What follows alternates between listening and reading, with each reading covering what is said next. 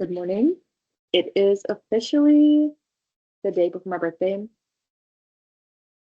And yeah, I'm working. So today I want to work on some of the memory encoding elements of my project that I have been afraid of and have sort of kicked off to the side for a bit. But I think they would really elevate my project significantly. So I really want to see what is basically what's consolidating of the memories that are being made in my experiment. And I think that's going to take like quite a bit of finagling, but it'll definitely be interesting. So I think I'm going to start by making myself a copy question mark, something adjacent, and then this is actually my most difficult piece, but we're going to look into some of the things that I've put into my literature review already. And we're also going to look at my code that I already have made and see, like, maybe I can see already, like, what is consolidating of the pieces that are already consolidating in my neural network, and then see, like, what do I feel about that? And from there, like, how do I edit? How do I upgrade? So that's what we're planning on doing today. I've been feeling in such a good vibe, like going into my birthday. I feel like just the last few days have elevated my life so much in terms of like the project. My project has upgraded so much. I've been feeling like happy every day. I've been feeling better about myself every single day, just feeling good. And also just excited for my mid-20s. I'm about to be 24. So yeah, I've been just feeling really hyped. Like, okay, I feel like my mid-20s are gonna be really good. Like I just have a really good feeling. My early 20s were a mess and a half. They were crazy. They were just so insane and like intense and like so much survival and struggle and all this stuff. And I'm like, I know. Mid-20s, we're gonna be in our soft girl era finally. Basically, what I did is so I just want to see now the memories. I think there's gonna be a lot to fix about this code, and I already spoiler alert put it in and started to see what it was gonna pop up as. I have a lot to fine tune, but I just wanted to see like what's the next step and how's that going to look. So I just asked it if we can take the code that has a 5-hour window and make it so that I can see what the sharp wave ripples are encoding, like what are the memories being made. So it did upgrade that code for me. Yeah, and then okay, so I stuck it in here into my Ningo. This is the thing I already noticed is that it actually already put my memories in a bit off because it the medium group should have different memories. So the high arousal group is in a restraint chamber getting shocks. The medium arousal group should be in a different situation. They should just be getting some pressure, like a tactile stimulation, like getting touched.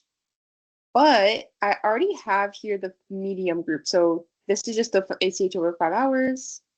And then here's my medium group, which is pretty cool.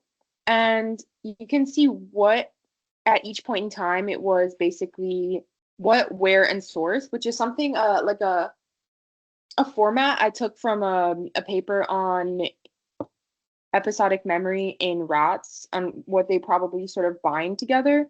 Basically, this is showing throughout the consolidation time at each sharp wave ripple for this one rat, what was that sharp wave ripple, like what was the actual content within that sharp wave ripple? So restraint to pressure, restraint to pressure. It's not supposed to be restraint to pressure because they're not in a restraint situation. I think I need to make sure that I don't know if it put the memories in right, but it's pretty cool that you can actually see the memories so far. And then they had 8 sharp wave ripples. These are the times they had the sharp wave ripples, and this is the information in the sharp wave ripples. I'm suspicious. I need to like thoroughly check through everything, fix things up. The high arousal rats are these actually, each one of these is taking quite a long time to actually load up because I think it's getting pretty complex at this point. So yeah, but the high restraint rat has been loading for a long time, but I'll already say that they definitely won't have any sharp wave ripples. Last time around, none of my high arousal rats had sharp wave ripples, so the assumption is that there's not really going to be anything to decode. I don't want to speak ambitiously or something and act like, okay, whatever, I don't know. But also, I do think that in the future, like this would be a really good format for learning more about, for example, disorders like Alzheimer's, dementia. And I think it would be pretty cool because you can actually see what people are encoding. And then you could like change up different, within a computational model, you could experiment with different medication types, different chemicals that might be causing the Alzheimer's, the dementia, whatever, and actually see what the quote unquote person, the rat, the whatever is remembering, or what they're encoding, and like what are the gaps, I think is like another feature that I see for this type of format. All right, so here we go. Both of them loaded now. So these are obviously just one of each type of rat. It would take forever to get 12 rats of this, though who knows, I might have to do that at the end. But as you can see, so still the medium rats got like 8 sharp wave ripples and they had memory content. But I mean, this was expected. This isn't like an exciting result or anything, but the high stress rats didn't have any sharp wave ripples, so there was no memory content to be consolidated at all. So they didn't have anything to show. What is going to be interesting is I want to extend this obviously into the 10-hour like window that I had done before to see like what do the high stress rats start to consolidate. But I want to fine tune because there's actually some different rules in terms of how memory works that actually the researchers in the high stress rat paper actually caught. So for example, after they left the restraint stress, so first of all, the high ACH was actually, even though like to a certain degree it wasn't causing more excitation, even though it was more stressful or more ACH was going off. So there was something about fragmentation in that. And then also once they left the stressor, they actually saw I think it was synaptic depression rather than just going back to base, something like that. So I want to make sure those things are all sort of taken into account, because those would obviously, I think, change what kind of content would be in the sharp wave ripple. I don't know if my neural network is already picking up on that, but because obviously I can't see yet any sharp wave ripple. So I have meetings now for my real job, but afterwards I'm going to try to run a 10-hour consolidation window and see if that changes or what that changes about the high restraint stress group and what are they going to actually consolidate. And we're going to look at them together. I don't think yet, honestly, that ChatGPT is going to catch any quote unquote fragmentation. I think I need to actually do a little bit of thinking about some of these arousal rules that I've been talking about, rules about binding. Realistically, how would these rats actually bind the memories? I don't know how in depth I want to go in terms of, I don't want to distort my project too much and I don't want to add too much that shouldn't be there, but I do think that those are probably important considerations when it comes to what's actually going to be sort of in this memory content. So pretty cool. All right. Hello. I'm officially 24 and I woke up and I've been doing morning pages for Artist Way. And I wrote on my little to-do list, I wrote down the next piece that I need to do for my project. My sister is here for my birthday. That's very embarrassing right now. Will I be featured in the video? You're not in the video at all. You want to be featured in the video? If you want to be featured. This is a reveal. Oh my gosh, sister reveal. Come here. Hello. Hi. Oh my gosh. Sister reveal. So basically the thing that I said I needed to do next is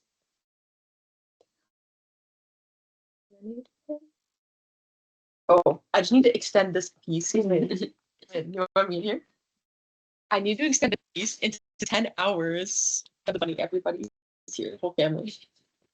We can extend this next piece into 10 hours. Wait, I'm gonna share my screen. You're gonna stay here. Julia is actually the mastermind doing all my work for me. She just hasn't been in the video until now, actually. She's not paying me as well. Yeah. I just do all the work for her and she gives me nothing. Exactly. This is my unpaid intern. It's like a rite of passage. I had to be an unpaid research assistant. Now Julia. I'm actually the rat that she's testing on. Yeah, this is actually all Julia's brain going into this code right now. But anyways, so yes, okay, so I have the 5-hour piece already done, and we have all the memories that encoded. We're gonna add, the next one is just gonna be a 10-hour one. Like, can I extend this to 10 hours? And then I'm gonna see, it's just the same as the last one, but what memories are basically encoding in that situation. Okay, so I'm just gonna say, do you know how we extended the last code to 10 hours? I'm actually gonna just attach the image that I made for the 10-hour one in the last one so that you can know what I'm talking about.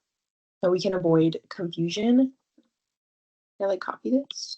Okay, I just asked it to extend the exact same thing into a 10-hour format, essentially. So I probably won't get to see what it actually runs until a bit later. We are going to eat breakfast and go to a coffee shop. So yes, I don't think I'll get to see what consolidates for a minute. I'm just gonna have it write the code now, and then once I get to this this hypothetical coffee shop, I will run the code. Typical coffee shop. Yes, the hypothetical coffee shop. I don't know which coffee shop. Bruh.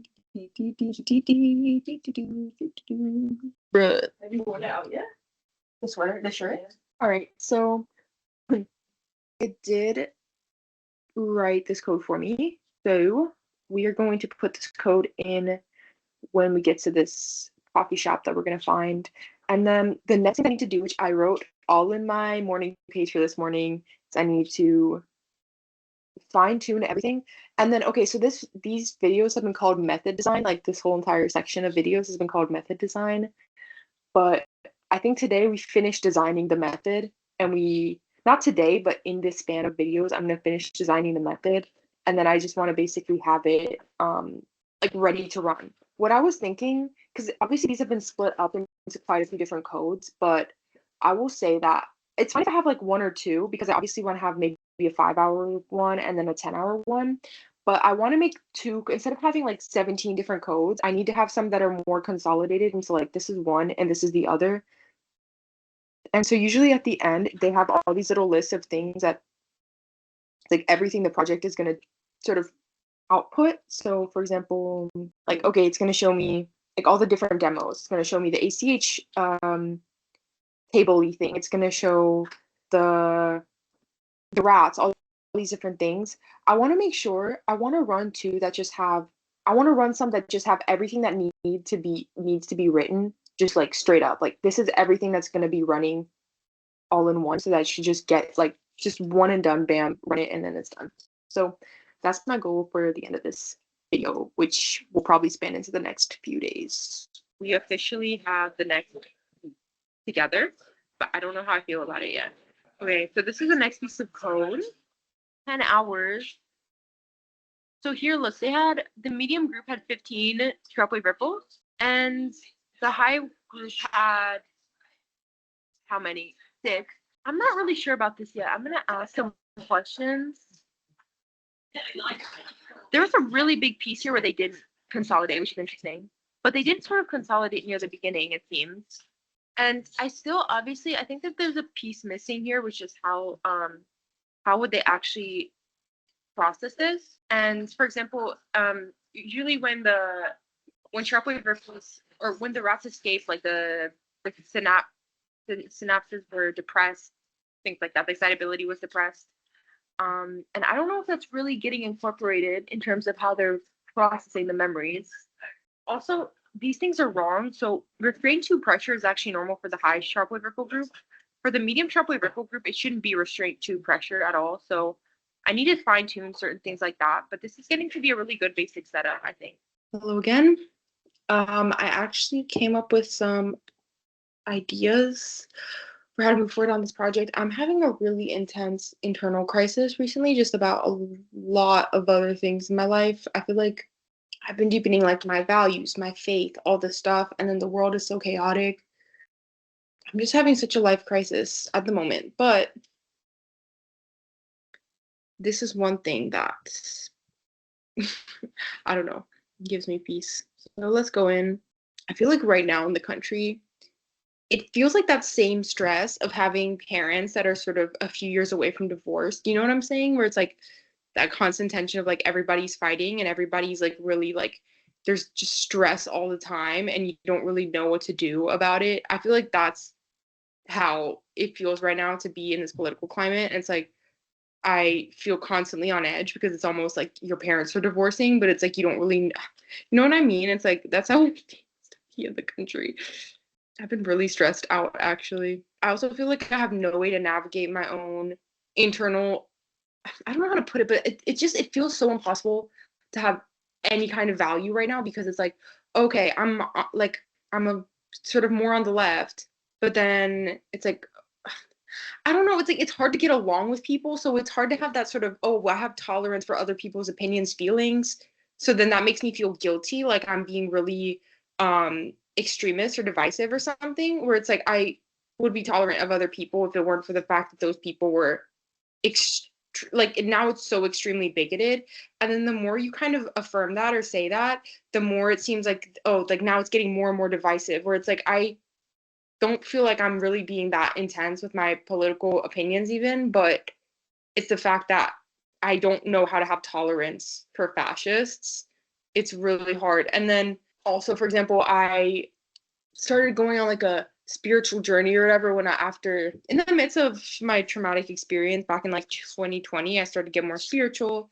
Then I started to, go on a spiritual sort of adventure, learn about my spirituality. I grew up Christian and a Buddhist, sort of, but I never believed in it that much. Like I don't think it really clicked for me until I got older, that I started to click for me. And then now I'm older and I'm like, okay, I do believe in God. I do want to like lean into, I still am a Buddhist, okay? I still believe in Buddhism too. I feel like actually having grown up Buddhist, because I actually grew up more Buddhist than I grew up Christian, but I did grow up growing to Christian church. But I had doubt towards both.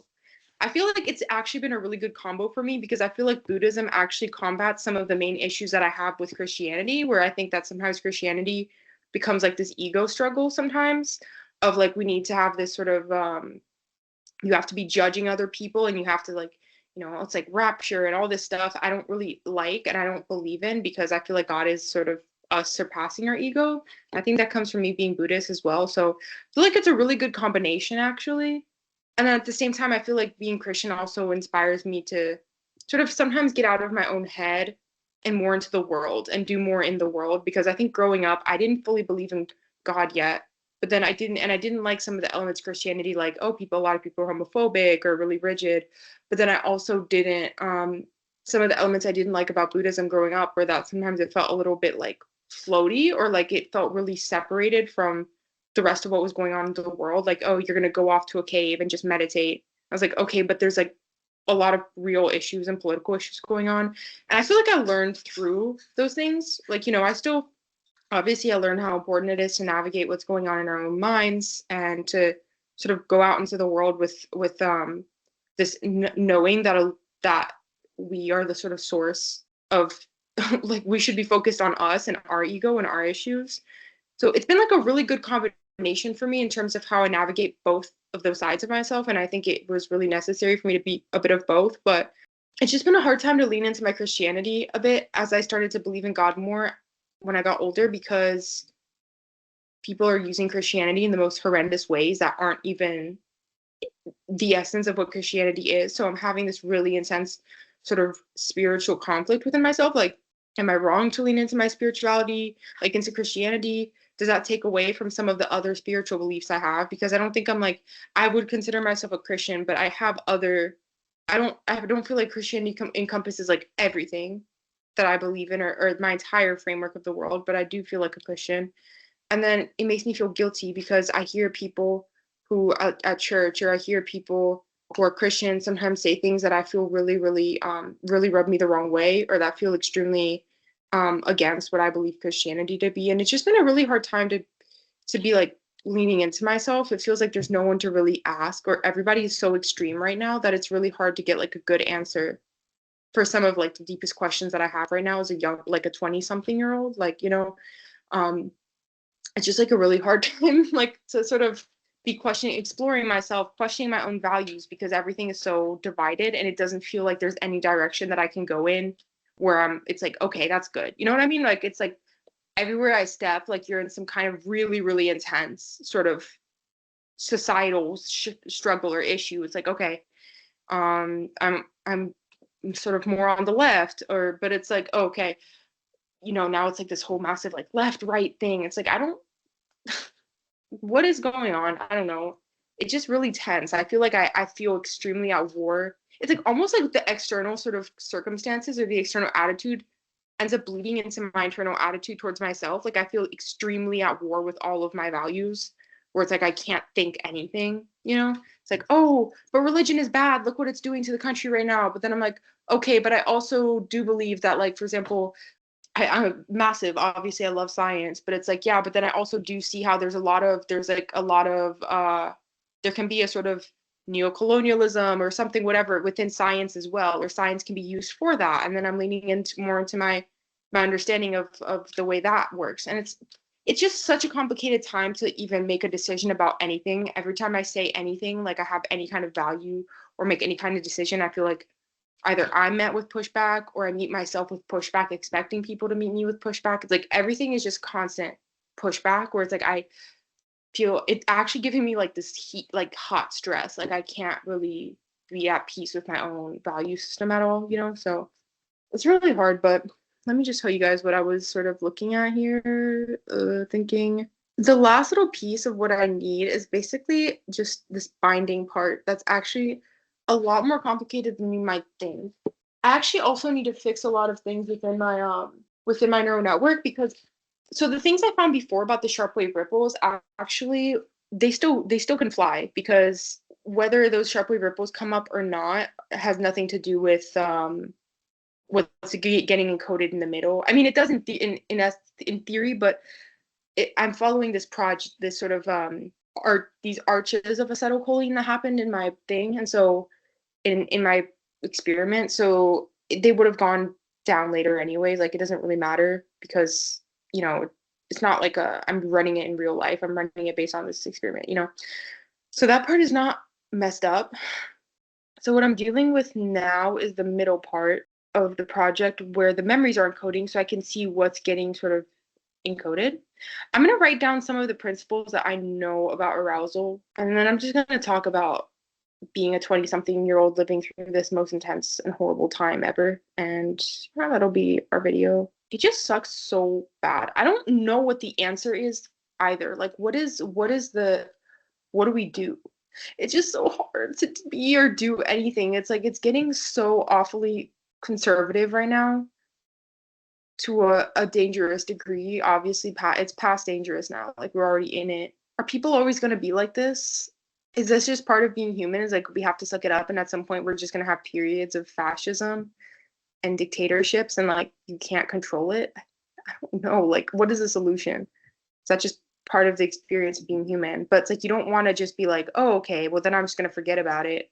It's like, okay, that's not right either. Like we have to do something. But is there any way to actually end that tendency within ourselves? I don't even know. I'm sorry. Also, the conservatism or whatever, like the right wing stuff, this is my this is like the stupidest thing, but it also is so artless and so like cheesy, and so you know what I mean? Like this is like the other thing, is that conservatism is the most tacky like thing ever. It's so tacky. Like it's not aesthetic, it's not nice to look at, like it's just overall tacky and hateful. You know what I mean? So I feel like it's such a tacky time, like extremely tacky. There's nothing smooth, aesthetic, or nice to look at. I know that's kind of a random thought, but I'm just like it's so like overall just abrasive and like difficult to deal with, because it's also really ugly looking. And it's like, no, like all of the right wing politicians are so tacky too. Like just the way they react to the world is so classless too. Like it's not classy nor cute nor nothing. It's so ugly. Like I don't want to see it. It's so bad. Not that I think they should have some like sick aesthetic or something, but I'm just saying that like it just speaks volumes to like the essence, I was thinking how some of our tackiest times have been conservative.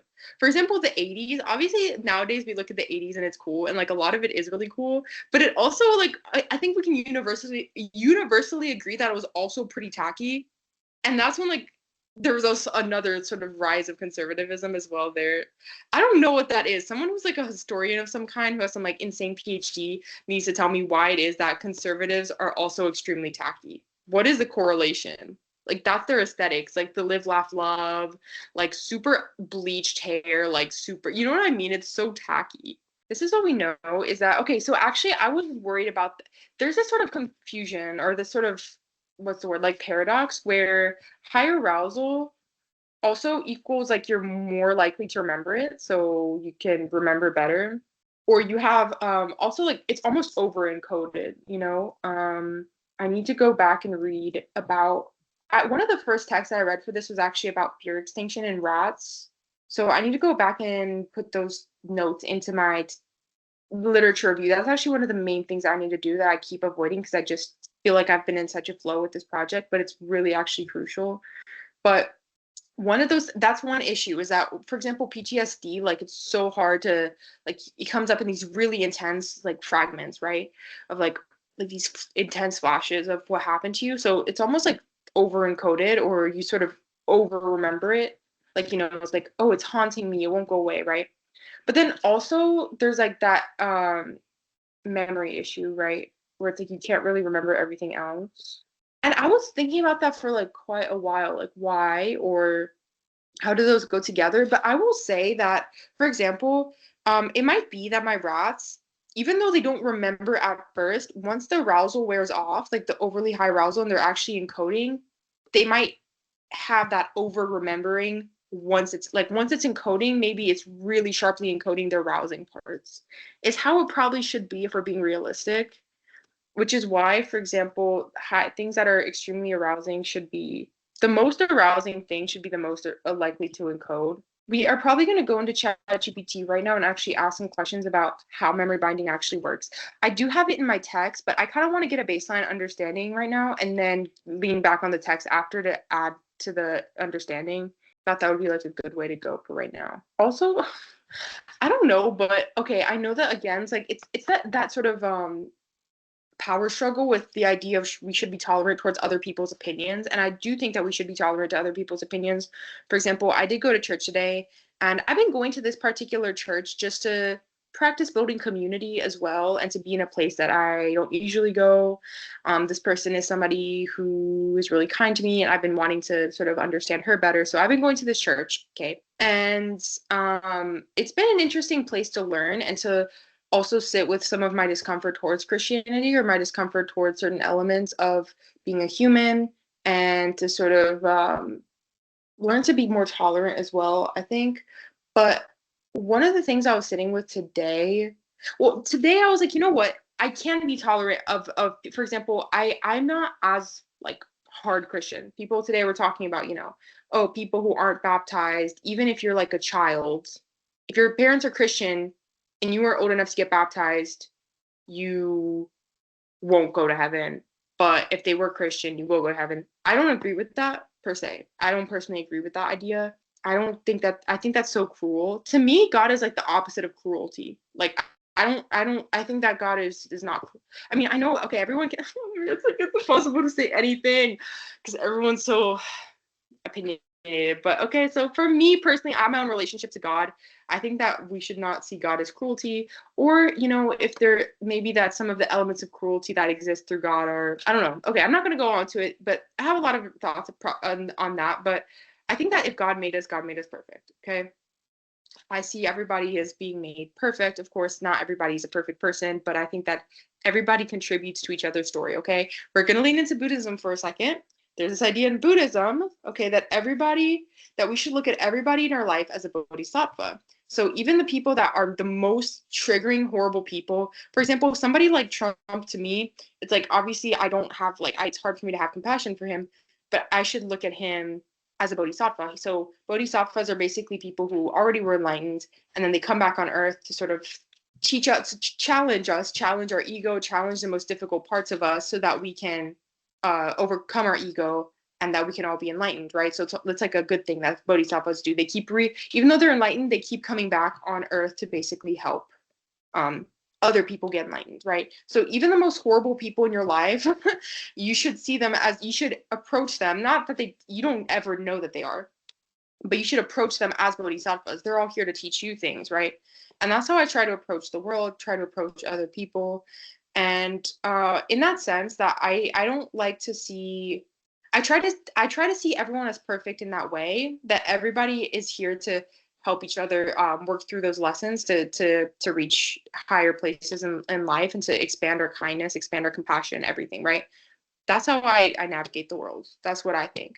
In that sense, I don't think that God would put people on earth born a certain way, in a way that they shouldn't be also. Like, why would God put people on earth and not bring them to heaven if they're good people, if they're kind people? I don't believe in heaven and hell the same way as well. I have a lot of my own thought processes, okay? So I don't think, for example, like somebody who I'm queer, I'm bisexual, okay? I don't think that why would God put people on earth and make them queer and like they're imperfect in that and they need to change or they need to be they're dirty, they're weird. Like no, why would God put I think anything that's love is beautiful. If God put people on earth to love and they're loving others, that's beautiful. That's what I think. Why should I not see other people as perfect in that sense? If God put people on earth and they feel like, and then they're trans and they feel like they're having an experience of the world like that, like, I think that's beautiful. I think that's beautiful. I think people, obviously, God made everybody perfect. And that's my relationship to God is that I try to find the perfection in everybody, even the worst people. Obviously, I don't think that what they do is good. I think that we should all be here to speak our truth and to teach each other. But even the worst people, I try to see them as perfect in the sense that they're here to expand us, to teach us something about life. Okay. That's how I approach the world. You can hate it. Everybody's got a stupid freaking opinion to push everyone around. Okay, I'm sorry. It's so hard to have any opinion these days because everyone thinks everybody else's opinion is like demonic or evil or something. That's my opinion, okay, about God. Anyways, but why was I saying this? But I was at church with this lady and she was expressing some opinions that I didn't fully agree with about certain individuals. And I thought, you know what? I'm not going to sit here and judge her and be like, it's because she's a horrible person, all this stuff. It doesn't mean that I think that she's right, but I know that overall she's quite a kind person and she's a good person. I'm not going to be like, oh, I hate her, all this stuff. I told her I don't agree with her, but I'm not going to sit here and be hateful because I know the heart that she has. I know who she is, right? So that's my take on that. But oh, tolerance. So it's like, yes, I think on that end, I've been trying to learn to be tolerant when I sit with Christians that have more like other opinions from me. As long as I see them as somebody walking kindly through the world, I'm not going to sit here and be like, you shouldn't be a Christian. Christianity is evil, all this stuff, okay? Everybody's extremely imperfect. I'm imperfect. Everybody has their way of working through the world. Now, that being said, there is absolutely nothing about what's going on in our administration that I feel like I should just sit quietly and be like, okay. When it comes to the point where you're just going to kill people, be violent to other people, speak violently to other people, how is that connected to God at all? How is that God at all? How is that anything God said? If you're telling people you're saying people should get stoned, are you a good Christian? Absolutely not. That's absolutely horrible. In any kind of, to me, in any value system that you could make up, unless like the value system is like fascism or something, that is absolutely horrible. And it's like, I'm not going to be tolerant of that. Why should I?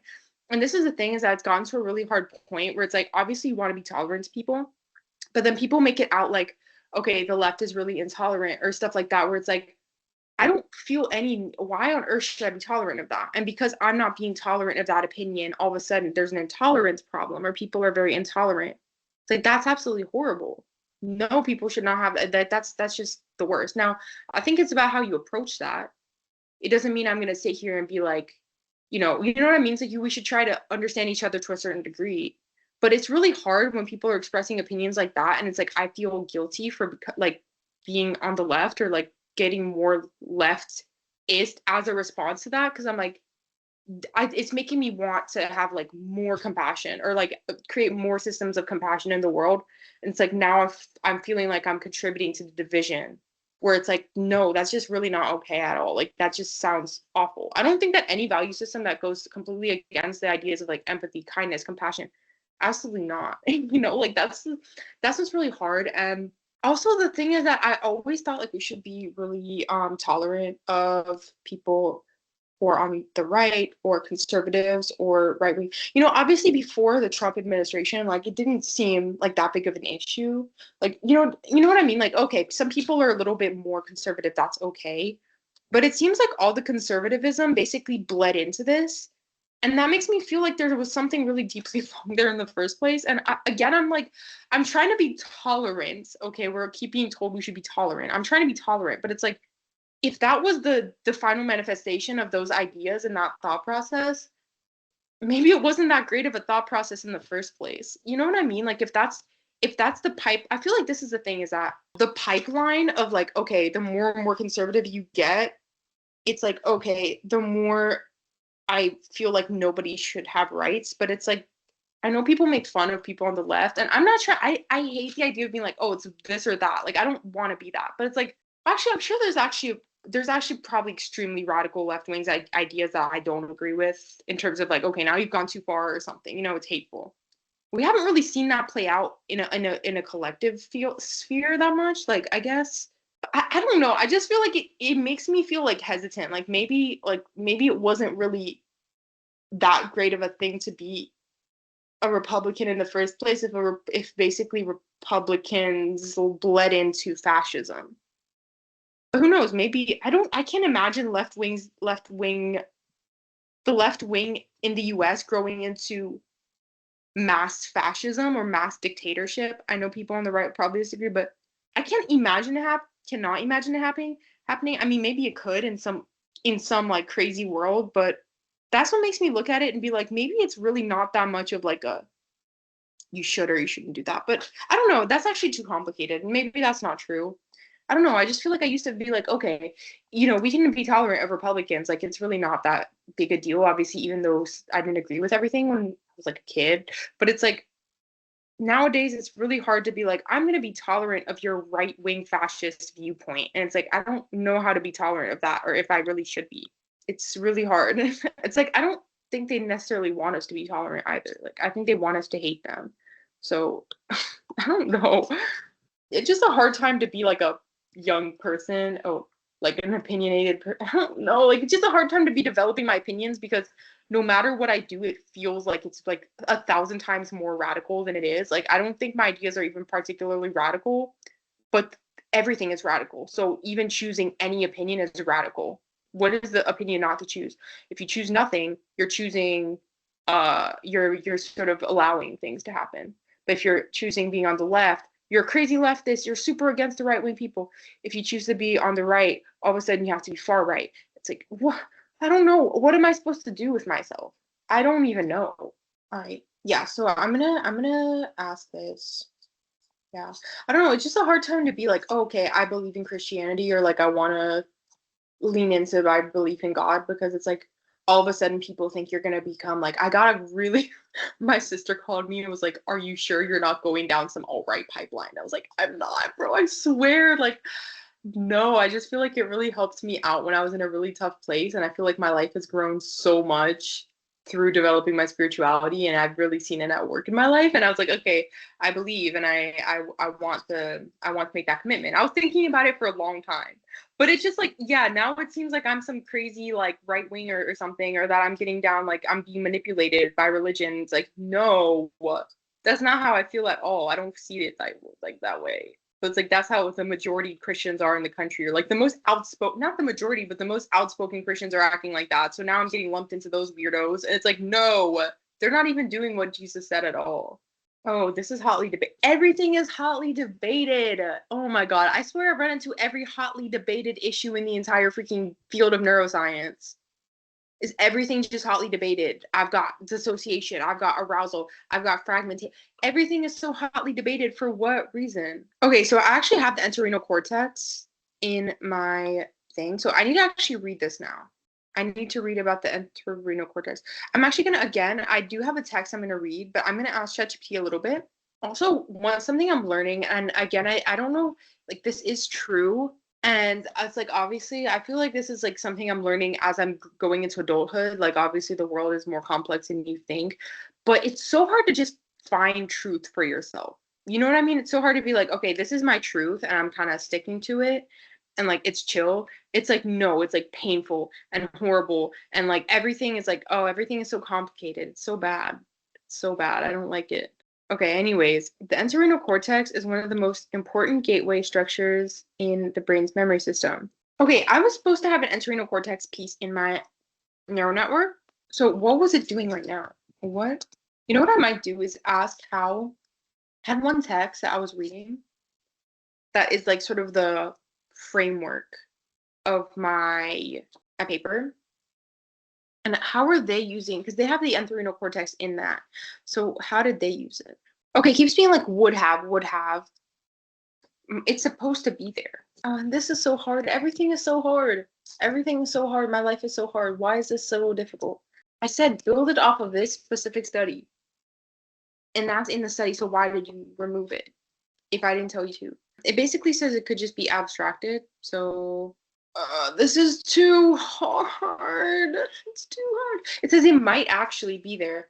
Well, tell me in the last code, is it there? What is a downstream model? There's too much to learn. There's too much to learn. This is actually the hardest thing ever. I'm only still doing it because I already got this far. So it's like, well, I have to keep doing it now. But it's like, if not, I'd just be like, this is stupid and impossible. I've been working on this now since like April. This is the most intensely I've ever gone on a thing in my life. June, July, August, September. Like 5 months I've been working on this every day. So I can't give up on it clearly, but it's just like, it's definitely the most intensely I've ever worked on a thing in my whole life. On my own too, like just been by myself. I'm not gonna lie though, I don't like it as a Christian myself. I do not like it when Christians act depressed. It's like, I'm sorry, but of all of the groups on earth, you are most definitely not. I'm sorry. There's a lot of stuff I don't like about how Christians act. Even though I love Christianity, I don't like a lot of the stuff. I'm like, I don't like how sometimes people act like it's still like the early days of like when the Bible was written. And it's like, we are in 2025. Like there's a whole nother world here. And like Christianity has to keep evolving too. And it's like, I'm sorry, but you are not in the early ages of Christianity where people were getting like killed. Like nobody's oppressing you right now. As a Christian myself, nobody is oppressing you. Definitely nobody's oppressing me for being a Christian. Just straight up. Like, I hate it when people speak like that. Or they'll act like other people are getting oppressed for their Christianity, or like people are out to get Christians. It's like, no offense, but no, they're not. Not more than, there's groups that are definitely getting more oppressed. And also, it's like, if you see that people are sort of against it, definitely, no offense, it's like they're probably just as against that as they are any other thing, because everybody is against everything now. So everyone is just overall against everything. It's not, oh my God, you guys are oppressed. Like, no. People maybe have a negative opinion, but people have a negative opinion of everything in the world. Like, everybody has a negative opinion about everything. So it's not just, oh, Christians, everyone's against Christian values. No. Nobody's oppressing Christians. Like, I've never seen a person, unless you're in like some completely other country with some completely other, like, you know what I mean? Unless you're a Christian in some like maybe in some like extremely other religion country, like I've never seen a person go to jail in the United States for being a Christian, obviously. So like, no, you're not oppressed. Just because people don't like your values doesn't mean that like they're oppressed. You know what I mean? It's like, come on now. Same with people who are like, what? Now I'm just airing everybody out, and this video was made for somebody to be extremely offended and send me hate comments, I guess. Also, white people, when they act oppressed, it's like, you're joking right now. Like, I'm sorry, but just because someone disagrees with something you said does not make you oppressed. It makes me laugh when people in majority situations act like they're oppressed, and it's like, no, you are not. Someone just disagreed with you on a normal way, or someone just had a normal opinion about you. You are not getting oppressed. No one is going to being mass incarcerated for being white or something. It's so funny. It's my hot takes today. Okay, we have to go to the code section. Yes, white male Christians are the most oppressed group of all, guys. They're so oppressed right now in our society. You can just look at society and see how oppressed they are, and like, they're having the worst lives. Everyone's against them, and yeah, everybody in the government is like pretty much a white male, but they're oppressed still somehow, guys. It's you have to know that they're extremely oppressed, and society's extremely against them. White male Christians are the most oppressed group in our world right now, actually. Where are the infographics for them? Everybody needs to spread awareness of the oppression that white men Christians are facing at the moment. It's horrible.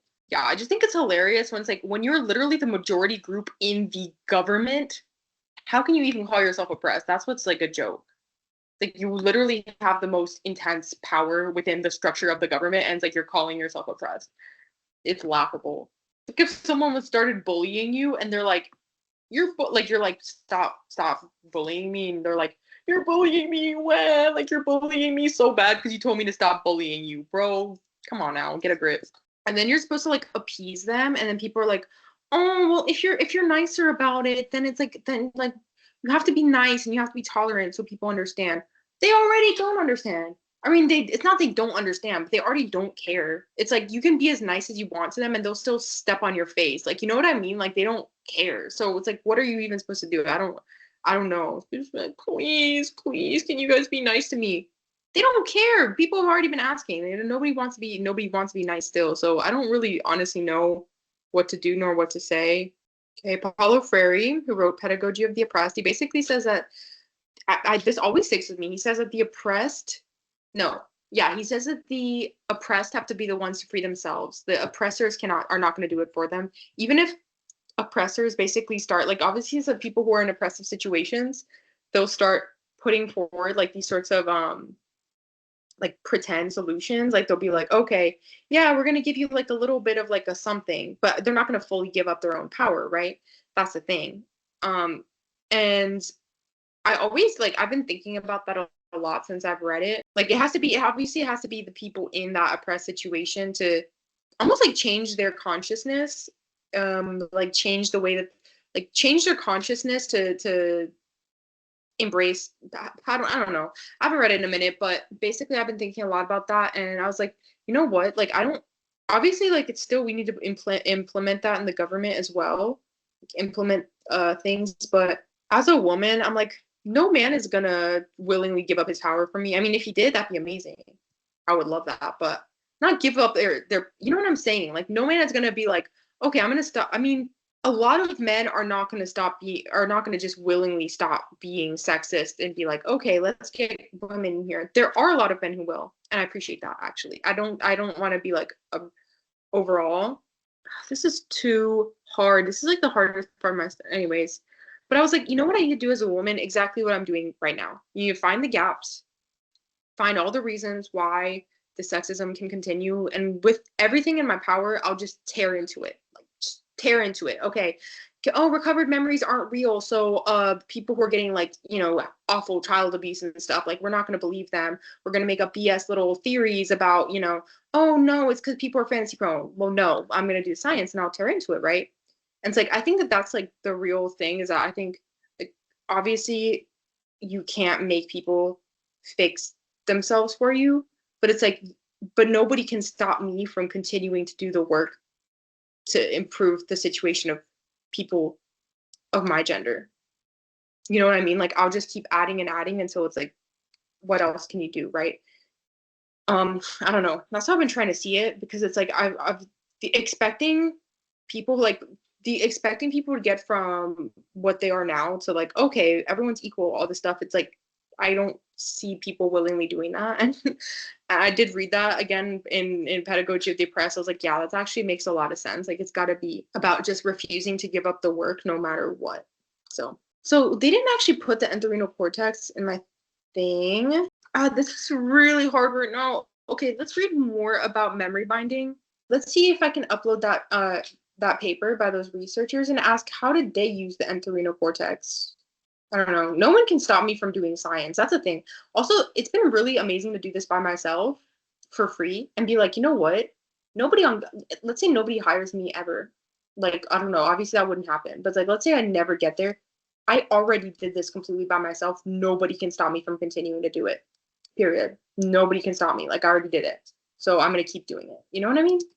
It's like nobody can stop me from finding a way to improve the conditions of my gender. Nobody. And it's like, yeah, I don't know. I'm just going to keep doing it forever. And that's the thing, is that you see, and I've spoken about this before, is that what you see is that marginalized people keep getting more empowered because they actually have to develop that attitude towards the world, and they have to develop that grit and that resilience, and etc.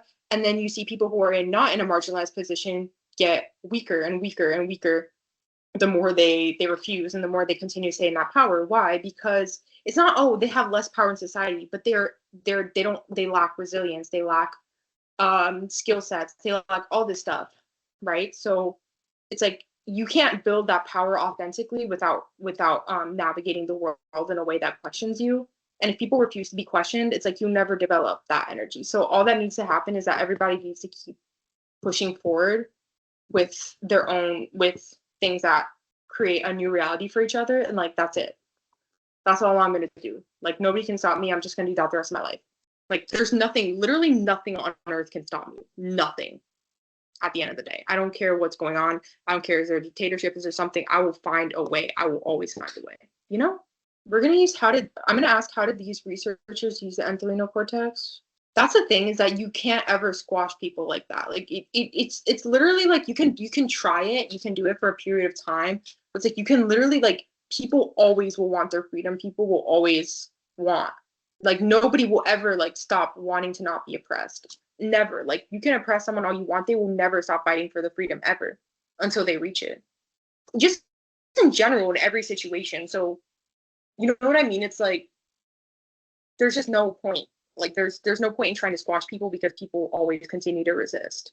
And yeah, you can make extremely difficult and painful situations for them, but they will always resist. They'll always find ways to resist. So it's like you're just in, like, at that point, if you're getting to the point where you're whining about it and being like, oh, I'm oppressed because people don't want to be oppressed by me. It's like you're just gonna have to be emotionally weak like that, or like you're gonna have to grow like the strength to handle it, because that's just the reality. Women have always been fighting for more safety, for more rights, for everything. They're not going to stop ever. Nothing will make them stop ever, ever, ever. You know, like that's just how it is. So it's like, well, I'm just going to continue to do the work. Also, like, the more we lean into the age of the internet and everything, it's like people. This is the thing, is that I think in the past, obviously, people were always aware of the fact that people had some power over them. But I think that we have never been able to share ideas so fast, and we've never been able to shift people's, like, there's more access to information over time. Obviously, I think that's partly why we're seeing this rise in the right wing groups for a lot of different reasons. But I also do think that, like, you just can't. I think there's a sort of natural, like, oh my God energy from people that are oppressing others when they see that, like, you can't shift the consciousness. Like, you can't squash people mentally to that degree anymore. You can manipulate them, but it's like at the end of the day, everybody is starting to have more access to that information. And it's like, it actually, I feel like a lot of what a massive shift in the world is, or like in society, in the way that we think, it's not from outside, it's from inside. And it's from how people are seeing each other, are seeing themselves and seeing each other, right? And it's like all that extends itself outward. And yeah, I think that we have so many more opportunities for people's consciousness to shift as well, and to be like, oh wow, no, I deserve better, or this is not okay, or I'm worthy to be in better spaces, and et cetera, et cetera, et cetera. And I think that it's really hard for people on the right, because it's like you can try to change the government and et cetera, but you can't actually stop people's consciousness from shifting into that place. And the further we've gone along, like, as a society, like, I think the more opportunities. That's the thing, is like, obviously women used to be, like, the condition of women used to be horrendous, right? They used to be just souls, all these things, right? Nowadays, obviously, that there's still some of that, but the consciousness of women has shifted greatly, even for people on the right or whatever. It's like, well, why should we be in that position? Why should we have to work? Like, there's actually not a reason for that. Like, there's no reason why I should see myself as an object, or see myself as somebody who deserving to be in that situation. It's like, you can't shift me out of that. Like, that's forever now. And I think that there's a collective sense of that. It's like, you can't shift me back. On the inside, I'll always know that I'm bigger. On the inside, I'll always know that I'm more than that. It's like, you can't change the collective consciousness of a group to that degree. Once the information is out, it's out. You know what I mean? So that's what I think. Like, that's why I think that you see this uprise where people are really, really against it. Well, it's like, it's impossible now. For example, you can't make minorities anymore see themselves as worthy of being in the situations that they were before, or you can't see them as not, like, you can't make them see themselves as not worthy of being equal anymore. They know, people know too much now. People know that that's not, you know what I mean? Obviously, you can manipulate people, but you can't ever, the people who are already there, you cannot shift them out enough anymore. And that's why, like, it's like, it's this intense sort of anxiety, right? Where it's like, oh my God, I can't put people back into the box. Once the box is open, it's really hard to push people back into the box, I think. So that's why the goal is just to keep shifting people's consciousness, keep giving people new ideas, keep giving people something to strive for. And it's like your consciousness shifts, and then you get this change in the world, where, of course, it's not to say that women have a perfect condition in the world right now, but it's like, we're not, at least in a lot of places, why it's doing this, it's not, we're not seeing ourselves as these sort of the property of our fathers to be sold off to men. Obviously, I'm sure conservatives would love that, but it's like, you can't make the average person see it like that forever because people already know too much, you know? So that's how you just keep going up from there. But that's like, for example, let's say, like, obviously people used to get paid like pennies a day and work like 6 days a week, right? All of a sudden, after a while, their consciousness expanded or shifted. People had conversations, they unionized. All of a sudden, people are working 5 days a week, essentially, and then they're working 8 hours a day and they're getting paid, I don't know, like $8 an hour, right? Imagine if you were to try to tell people at this point in time, like, no, we're gonna pay you $2 an hour again. Would they? Absolutely nobody would accept that. I mean, sometimes people make me question, but nobody would accept that, right? You've already shifted the consciousness of people in the West to see themselves as worthy of more money. You get me? So it's like you can't put people back in the box anymore. It's already open. You see? So that's why I think like that's what I think the anxiety is. People don't like the consciousness shift. You know, people don't like the shift and like, oh, wow, people are seeing themselves as worthy to be in higher places. People are seeing themselves as not an object. People are this, people are that. They don't like it, so they want to shame you back in. That's a problem with like conservatism, and it's really hard to I think make that stick. Is that it's obviously like people. That's the thing is that all those ideas are putting up a box, right? Like, oh, we want more of a box. We want more of a square around people, and it's really hard once people are out of a box. It's really really hard to convince them to go back into a box. I think freedom feels good, so naturally, I think when things get more conservative, it's like a hard thing to convince people to do long term because it's like I already know that I don't want to be in a box, so I'm not gonna be in a box. And that's why it's like, okay, the people that aren't really that like there's certain people that like the box and they want everybody to be in the box. But I think across the board, most people just don't. It's not that boxes are bad per se. Obviously, for example, like structure is a good thing. But this is a thing. If the box is really rigid and the box is really hateful, it's like people naturally are going to want to escape it. Anything that feels like a cage or a trap, people are naturally want to are naturally going to want to escape it. And that's the thing with like Republican, like even I'm not even going to say Republican, more like conservative leaning people. It's it's like they always want to kind of go back in time where it's like, you know, Pandora's box, once it's open, it's open. Like, you know what I mean? It's like it's really hard to convince people to go back in time when they wanted to go forward for a reason. And it's not just any box, it's the box of a certain group of people. It's not even everybody's going to make the box together. It's like there's one box that belongs to one group of people, and those groups of people want you to be in the box.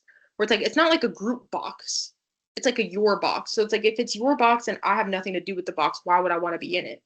You know, that's the thing. It's like I'm gonna even just speak on a neutral from a neutral sense. Like it's a really hard thing to convince people to do that long term. I think most people don't want to be in a box to that degree. Or there's always going to be a lot of people that don't. Maybe some people do, but a lot of people don't. So it's just really hard to convince that people of that in the long run, even though you can. That's why it's so violent. You know what I mean? It's like I will violently put you in this box. You know what I mean? It's like this forcefully violent thing. It's like I don't know. That's why if it were a natural thing, that's what I think about, for example, queerness. If it were if it were so natural, you wouldn't have to violently force people to do it. If it were so natural to be in the box, you wouldn't have to force people in the box. Okay, so I went on this whole goose chase and I thought they did have it, but I guess they didn't. They had like an external input. I feel like my videos are getting more useless as time goes on too. Like it just is, this has been a really hard point of the project. Obviously, the ideal system is if some people want to be in the box, they can be in it. If everyone else doesn't want to be in the box, don't force them in the box. They don't want the box. A box should be a choice if you want the box. If you don't want the box, why force somebody in a box they don't want to be in?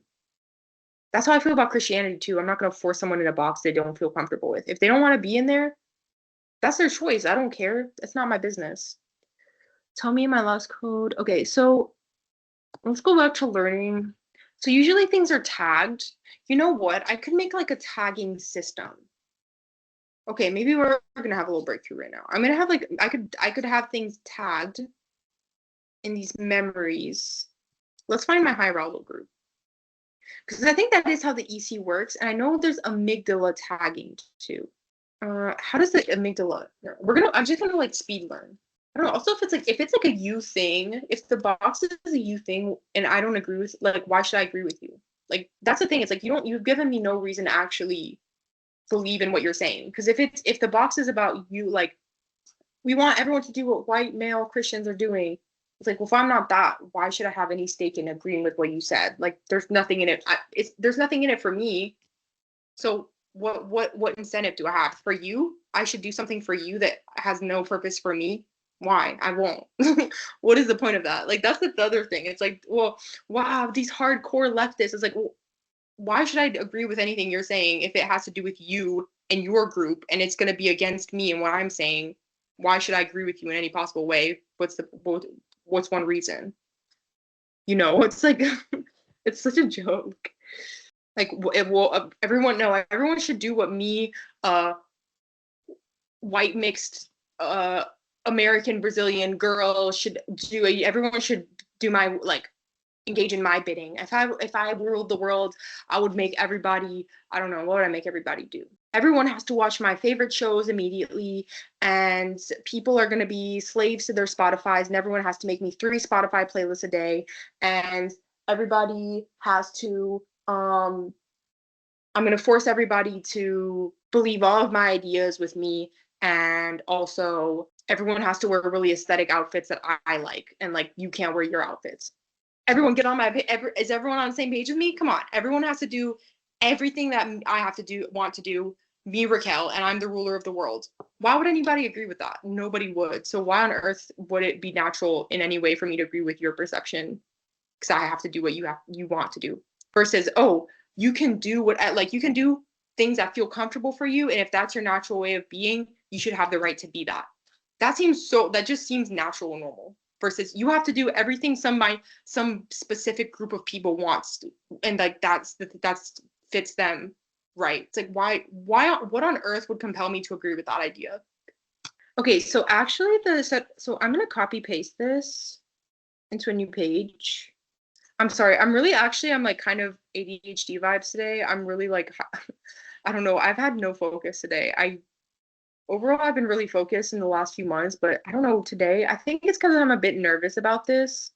I think I've been, like, kind of, like, unfocused. Like, I can't interact with it that much.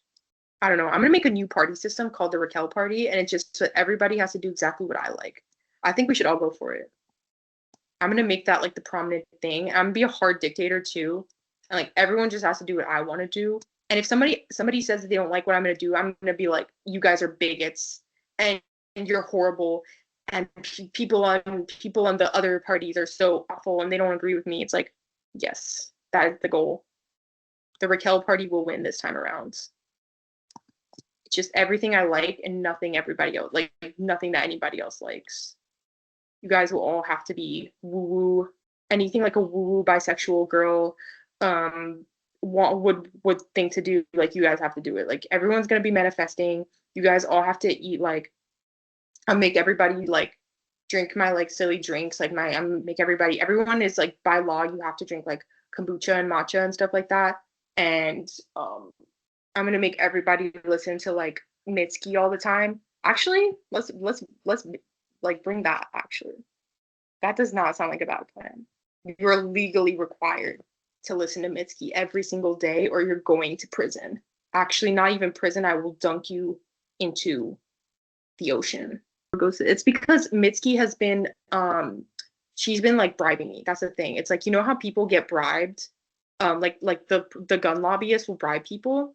Like, Mitski's been bribing me, actually, on the side. That's, like, she's been influencing my party, and I'm gonna get everybody in on it, and, like, they have to listen to her. That's how the billionaires are doing right now. It's like everyone has to do Mitski. I'm gonna force everyone to listen to Mitski for sure. And the like, Big Matcha has been paying me off as well on the side.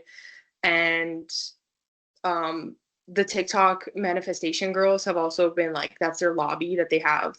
I'm gonna turn this chat off for, like, 30 minutes. I'm gonna set a timer, and it's just gonna be me learning, because I'm really, yeah, in my world, I'm gonna force everybody to have ADHD. Like, I will send brain waves out, and I'll inject people with neurodivergence juice, and everyone has to be neurodivergent in my world, because I'm against neurotypical people. So anyways, we're gonna have a 30-minute ADHD break, which will be legally mandated in the future by me. In the future, everyone has to have, like, ADHD breaks because everyone has ADHD or they're autistic or something because I forced it on everybody. I'm going to force everybody to manifest, but it's only going to be things helpful to me. Like everyone's going to be like my manifestation servants. Like I'm going to tell everybody what to manifest. That you can't manifest anything for yourself. You have to only manifest things for me. Like if I want clear skin, everyone has to be manifesting clear skin, but only for me. Does that make sense? That's going to be like that's my party. You guys like it. You're going to vote for me. Okay. I'm sorry, but that's literally how conservatives sound to me sometimes. Like the current ones. I'm like, why would what on God's green earth would make me agree with you for that? You know, it's like, that makes no sense. Well, that's why they have to forcefully take the, yeah, that's why you got to manipulate everyone. That's like if I started to manipulate all of you guys and be into literally only manifesting for me. You get me? Anyways, okay. So what I was thinking, it wasn't as hard as I thought. I'm not gonna lie, I didn't even take the full ADHD break. I feel like my ADHD then turned around and became productive because I became like I instead of taking the full break, I became productive again. Anyways, okay. Basically, so when something emotionally arousing happens, the amygdala is strongly active. It drives modulatory input to the EC, which changes the gain of sensory/cortical input to be funneled into the hippocampus. So all I have to do, as if this is probably not going to be extremely conceptually difficult, is I have to make the like almost like an amygdala. It doesn't. Okay, this is going to be extremely imperfect right now. The amygdala has to basically tag something as negative or like something arousing, so like fear or stress, and then if it has that tag on it, basically then it should be more likely to encode.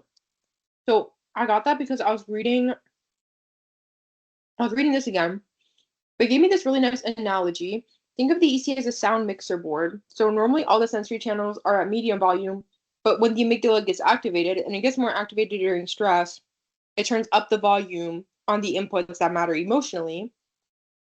And so then the hippocampus records the louder track, which is an amazing analogy. Thank you, ChatGPT. That was actually amazing. And yeah, so all I have to do is basically make these things get tagged. One of the times that I was sort of playing around with ChatGPT to say like what needs to be in this based on what I'm telling you I wanted to do, it did include amygdala tagging as like a section because I was explaining it. I think I was explaining the binding stuff to it, and then that just got tossed out essentially. But we're gonna add that back in. This is the hard part though, because the ACH is already gonna be up anyways. So it's hard to be like, well, I just think what I was thinking actually was that obviously, like, let's say the way things are gonna be binded, I'm gonna see if I have it here. For these purposes, it's really hard to be like, I don't know how to put it, but like if I already did it more precise, I'd be able to say, well, this thing is making the ACH go up higher. But I don't have numbers for something as precise and minute as that. So I can't actually make it so that, oh, this is going to make the ACH go up, you know? But what I can do is, for example, let's say when they're restrained, they're in the restraint and the tube. I think the limited movement would be the most, we're going to make the source, we're just going to overall make the source the fearful thing because it's not necessarily the tube, right? It's like the limited movement. I feel like I'm having to make some sort of guesses, but it's just for the sake of figuring this thing out. I don't want it to be too experimental, but it might have to be. So limited movement is going to be like stressful or feared. This is still pretty hard. I don't really fully know, like, okay, this is still really hard. I fixed one thing, but I feel like I have even more questions now. This is just a very precise process and very conceptually kind of like why. Also, this little schedule is actually off based on what I read after, which is annoying. Let's explain to ChatGPT what I'm planning on doing, and I'm gonna see if it has suggestions. It's really annoying because this section is already getting used up. And I think projects are supposed to have memory, but it wasn't doing that. So I wonder where this is going for me right now. I will say I suck at ChatGPT. I think I never actually like watched tutorials on how to really use my ChatGPT well, which I say because I know there are people who are very skilled at something like that. Like they know how to sort of train their stuff to really work well for them. But obviously I'm having issues because like I don't know, like how do I make this, like, let's see, does it remember my code from the fixing code section? Why doesn't it have my project file here? This is what I'm saying. There's gotta be something, but it's so irritating because no, I don't want a pseudocode. I don't want that. It's so annoying because it's like they start to run really, really slow. Again, I don't know if that's just because my laptop is so slow. Like it's a refurbished one. But even on my old one, I mean, actually, I'm not gonna lie, that one was kind of messed up too. But it's just irritating because I want to continue this conversation, but it's like it's really irritating to have to paste the code into a new section where it's like we were having a really like extended conversation about the code, and it's like now I have to really start over with the conversation a bit. I thought that's what plus was supposed to be. Like I thought plus had more memory or something. Am I using it wrong? I'm gonna take my two best codes so far and I'm gonna paste them in and we're gonna like work from that. I will say one thing white conservatives know how to do is make a freaking Christmas movie. Like those Hallmark Christmas movies, I never watched them intently, but they're like I play them in the background. They're amazing background noise. That's one thing that you know how to do. We need the liberal version of Hallmark. What is that? See, that's the thing. That is one thing I will hand it to them. They are great at making Hallmark movies. It's formulaic, like it's the exact same every time, but that's what's great about it. You always know exactly what's gonna happen. You see, they have a box. They have a box for a film, and they stick to the box. But the box is fire. Like every single time, it's like, okay, this was amazing background noise for like 2 hours of work. My one big thing is if we were to not have conservatives, I'm not gonna lie, I would miss the Hallmark movies. When I was younger, like we had nothing else to watch, and we would just put on Hallmark movies. Bangers. I mean, everything. It was what there was the Christmas in July. Um, Christmas in July. They always had the new Christmas movies coming out. What else? They had. It was always a white woman with like a balayage, usually, and then she had a black best friend each and every time. And then she would usually, there was like a few different formulas. There's always one about a princess, no, a normal working class girl, and then a prince from a made up country basically tells her, no, they fall in love. That's one. There's always that one. There's the absolute classic banger where basically what would happen is that people, this was, it, I'm telling you, I must have watched at least 30 movies with this plot and I never got tired of it. Basically, a working woman, like a CEO of a company, basically, she would go into the countryside. Sometimes she got stuck there, sometimes she lost her memory. For some reason, she always had to go off into the country. And then that's where she would meet a single father with a young daughter. Usually it was a daughter, not a son. And what would happen is she would fall in love with his country ways. And then basically she would realize, oh, and she was always cheating, honestly, at least emotionally cheating, because she usually had a boyfriend in the big city, but he was like work, work, work. And then she would fall in love with the countryman over time and the simplicity of his country life. And then she would basically decide to quit her job. Honestly, that's the most amazing propaganda ever. I loved it. She would quit her job and move to the country for a simpler life. There was that version. There was the Christmas edition of that, where she would go off into the country. There was one where she fell in love with Santa's, it was like Santa's son or something. And just and like left her country, her city ways to move to the country to be with Santa's son. That was like the big plot. That was a really big one. And then there was what else? That was like the main one, honestly. Then there was one that was summer weddings. That was another series with summer wedding, or I think it was, or no, maybe it was spring weddings. I don't remember. It was one of those where they would be having this. There was like all sorts of wedding related themes about weddings. I'm like, if everyone's a liberal, who's gonna make the Hallmark movies? Nobody. So, that's what tolerance is for at the end of the day. Somebody has to make the Hallmark movies. Liberals, I'm literally I'm gonna you people say we never like, oh, well, it goes both ways. I'm gonna come right at us right now and say we could not make a Hallmark movie if we tried. Actually, you know what? I did see one Hallmark-esque movie on Netflix, and it was basically about it was like these two gay guys on Christmas. That one was pretty. It was like Jingle All the Way or something. I watched that with my friends, my friends who are both gay. for Christmas one time, and that was funny. That was really funny. That was kind of Hallmark-esque. Honestly, we need to step up and make the Hallmark movies sometimes. Because I'm like, that's one thing that stops me at the end of the day is like I would miss that.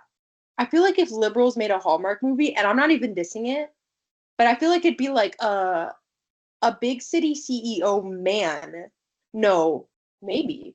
He goes into town and he meets a country woman, but this country woman is like buff AF. She's crazy buff. She's like super tall and he's like 5'5". And she's like, she can do anything a man can do. She can lift, you see her, she's lifting cars. She's like the superwoman of the village. And she's like, yeah, honestly, I would watch the heck out of that. And then he decides to leave his job and she would provide for him. Honestly, make it somebody. I would watch that today. That'd be fire. And he leaves his job to live in her simple country rustic ways. Yeah, I kind of like it. And she does have children, but they're adopted. And she's never been married either. Somebody make liberal Hallmark for me, please. Okay, so I told ChatGPT its own thing about the EC as a sound mixer board, and basically I asked it what I want. So I said that the amygdala, I want something like amygdala tagging. So the amygdala can basically tag something with fear, and if it has that tag, it's more likely to get encoded. I asked it to make that a little bit more sophisticated because I want to see how it would suggest to do that in like a more code appropriate way. Because the thing is that the fear is already going to be going up. So I already have the numbers for the ACH. I just need to show it why is the fear going up, if that makes sense. Like what is the thing that's making the ACH go up? And that's the thing that should be more arousing, if that makes sense. Like I don't need it to make that choice. I mean, it literally can't be natural. Like I can't be like, oh, if it's fearful, it goes up to this percentage ACH, whatever, because I don't have those numbers. So I only have the ACH number. So I basically have to make a choice. I'm gonna watch this video back when I'm writing my paper because I have to remember this. I have to basically make the choice of like, okay, I had to make the choice of what was the thing making the acetylcholine go up, essentially. I'm not gonna take this as like a final thing per se. This is all going to my fake advisor and fake reviewer for their honest feedback. I want to know, does it seem sort of unrealistic? Is there anything that they wouldn't like about it? The only time that being conservative looks nice in any way actually is when I watch Hallmark movies. Because I'm not going to lie, they look so peaceful. Like, not, obviously, they're not peaceful in real life because they'll just be like saying the most hateful stuff on Facebook or whatever. It's like you can clearly tell they have like a lot of like anger and hostility in real life, so that takes away the peace. But I will say in the Hallmark movies, they do make it look nice because they're always going to a nice house. Nothing, it's just like kind of head empty, nothing much happening. They're just enjoying their life and they have like there's nothing. That's the thing about a Hallmark movie is they're never really contemplating anything complex or anything really like traumatizing, difficult. Like there's never a moment in a Hallmark movie where they, there's no homeless people in their town. So there's never that moment where they look at like a homeless person or something and they're like, wow, like, there's more to life, or, this is really disrupting my sort of worldview right now. No, they're just enjoying their day all the time. And then it's always Christmas. And I'm like, you know what? That makes it look nice to be conservative. And I feel like they should really lean into that in terms of propaganda wise. But then I remember that you can have that as a liberal kind of. So then I forget about it. But I'm gonna throw that one out there as like a bone for them if they want it. Like they should take it and run with it. I feel like that's what they should make their propaganda central, because it was converting me as a liberal. I was like, it kind of looks nice sometimes to be in their headspace. But what you don't see is that moment where the main character of the Hallmark movie opens her laptop and she gets on Facebook and she's like, all trans people should die. And she's having like a really intense sort of dialogues with people on like social media. And she's like, you only see the moment where she's in her Christmas lodge, and you do not see the moment where she's going to like her alt-right rally or like, storming the White House. That's like the sequel that they don't show you. So I'm like, you know what? It's all an illusion. It's not actually peaceful. They're just showing you vacation. If they showed you the part that was outside of vacation, then like it wouldn't seem that peaceful anymore. So you know what? Maybe I don't want to be a conservative anymore. They're like showing you her on like her social media break for her holidays, you know? Or she's like briefly really distracted by like her countryman.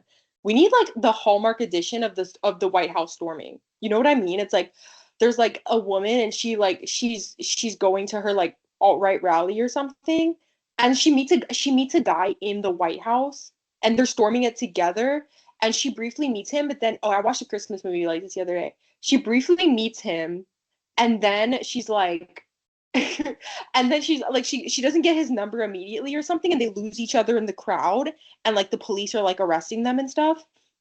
And then later on, maybe like they have to find each other again in real life after they've met through storming the White House. And like they're struggling and they're going to all like the alt-right Facebook groups, and they're like, have you seen him? Like, I'm looking for him. And one day they watch like the CNN coverage and they see, they're like, oh, that was him. It was him. He was the one storming, he was the one climbing the wall, and they're showing him like in prison. And then they reunite. That's a Hallmark movie they should make. That's kind of romantic. I think it'd be relatable for some of them too. Like, that's a moneymaker. Why did it stop thinking? I like how it just says stop thinking. Okay, start thinking again then. What? I don't think I'm gonna have me actually running this in this video, because I do think I still need to think about it, but this was still a big shift upwards. I wanted to have the method design kind of finished in this video, but it's actually a really massive task, and this is probably the most difficult part, but that's cool that I got my momentum again, because I kind of lost it like the last week or so. I felt really stuck on this code, and like I don't know what to do next. I'm gonna feed these things. Actually, I should feed my whole code to the reviewer at some point because it's bringing up issues. I didn't really want it to actually react to the code. That's actually hilarious. I wasn't asking it this. I just wanted to react to like the idea. But it fixed its own code. But it's good to know it can do that. Maybe I should start making separate chats to fix each other. Actually, I feel like almost Netflix has kind of been putting out like liberal-esque Hallmark movies. I don't know if liberal, but at least there's like diversity in them to a certain degree. So those are pretty good actually, usually, even though I don't have Netflix anymore because I stopped being able to pay for Netflix. But when I did have Netflix, I was watching some of those and they were pretty good. So people are making them. I'm really worried actually. This is the thing, is that the advisor is always supportive and integrative, and their viewer is always strict and skeptical. Like, there's never any change. Like, he's never like, oh, you surprised me this time. This is actually great. Like, never. He's always, see how I know the advisor I know is a girl because I made her a girl, but the reviewer I see as a man. I think that's because the reviewer is, I don't know why that is, but we're gonna say the reviewer is a woman, like a really strict woman too, because I don't know. She's always strict and skeptical. Is the bias too direct? Yeah, I do actually have the biology. Like, I already have papers read. I definitely will read more, but oh, it says what's really nice here. So I like that it's giving it like it's aiming, immediately it's actually going for positivity as well. Because sometimes it just ends on a strict note. Yeah, and then once ACH drops, the first replays are enriched for time. This is what I'm saying. So either way, that's the thing, is that people are like, well, if something is extremely arousing, why would someone forget it? And it's like, well, they don't. It's just that they can't consolidate it until the ACH drops. But once it drops, it's still making those stronger.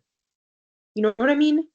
I don't know. There's so much to think about there too. About, is this like going too many different places at once? But it's what I want to do. I might still make like for example, in the medium arousal group, actually getting pets was it was still mildly stressful for them. So I might make sure that that's emphasized, because the reason I actually went with that one is because there was like a negative. I read a paper that basically negative memories are encoded differently than positive memories, even if both of them are extremely like arousing. So I made sure that those stayed negative because I'm looking at negative memories. But the medium one it should be stressful, but not as stressful. So I still think that you should remember the stressful part more anyway. So I do think that I'm gonna put something like that, that the medium is also stressful, but I need to figure out, we're very much in the abstract right now, and that's what makes me a bit nervous. And yeah. Okay. Well, I'm getting a sense of how this is gonna be. So we're gonna be done for now. All right. This was actually quite a few different days of work consolidated into one video. I hope I have successfully convinced you guys to join the Raquel party. That will be actually, yeah, that'll be running, 2020, 2028. Yeah, vote for the Raquel party. You will get nothing from it. Like, you will not get anything. Nothing that you like will be incorporated, only what I like, but I'm still expecting you to vote for it or I'll call you a bigot. Okay, so that'll be in a few years. I hope I've convinced you effectively to join my party and to vote for it. If not, I will find some way to manipulate you into liking it somehow.